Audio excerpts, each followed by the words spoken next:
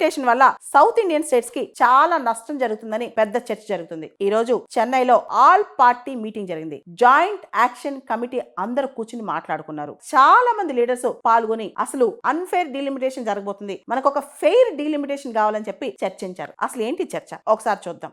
మన రాజ్యాంగంలో ఆర్టికల్ 82 మరియు ఆర్టికల్ 170 వీటి ప్రకారం ప్రతి సెన్సస్ తర్వాత డీలిమిటేషన్ యాక్ట్ ద్వారా డీలిమిటేషన్ కమిషన్ ఏర్పాటు చేయాలి. జనాభా ప్రాతిపదికన జనాభా నిష్పత్తి పట్టి ప్రతి కాన్స్టిట్యున్సీ వీలైనంత వరకు ఈక్వల్ జనాభా ఉండేటట్టు చూస్తారనమాట. సో ఇప్పుడు 2026 తర్వాత వచ్చే సెన్సస్ ప్రకారం డీలిమిటేషన్ జరుగుద్ది అనమాట. ఇలా జరిగితే గనక ఉత్తరాది రాష్ట్రాలు ఏవైతే ఉన్నాయో వాటికి చాలా ఎక్కువగా లోక్సభ స్థానాలు వెళ్ళిపోతాయి అనమాట. అయితే రీసెంట్ గా అమిత్ షా గారు ఒక స్టేట్మెంట్ ఇచ్చారు, మేము అన్యాయం చేయము సౌత్ ఇండియన్ స్టేట్స్ కని. ఆల్రెడీ టాక్సెస్ విషయంలో, ఫినాన్స్ కమిషన్ ఎలకేషన్ విషయంలో సౌత్ ఇండియన్ స్టేట్స్ కి అన్యాయం జరుగుతుంది. ఇప్పుడు డీలిమిటేషన్ గనక జనాభా నిష్పత్తి ప్రకారం జరిగితే ఇంకా అన్యాయం జరుగుతుంది. దాంతో ఈ రోజు జరిగిన చెన్నై మీటింగ్ లో ఒక విషయం చెప్పేశారు. ఇప్పుడైతే ఏదైతే డీలిమిటేషన్ జరుగుతుందో అది ఫెయిర్ గా జరగాలి. మేము డీలిమిటేషన్ వ్యతిరేకం కాదు, కానీ 1971 సెన్సస్ ప్రకారం ఏదైతే జనాభా నిష్పత్తి ఉందో దాని ప్రకారమే ఇప్పుడు కూడా డీలిమిటేషన్ జరగాలి. దాని ప్రకారమే ఫ్రీజ్ అయిపోవాలి. నెక్స్ట్ 25 ఇయర్స్ కూడా దాని ప్రకారమే ఉండాలి. ఇలా కాకుండా మేము పాపులేషన్ కంట్రోల్ మెజర్స్ మేము ఫాలో అయినందుకు మమ్మల్ని పెనలైజ్ చేస్తే మేము ఒప్పుకోం. అంతే కాదు, పార్లమెంట్ లో డీలిమిటేషన్ సంబంధించి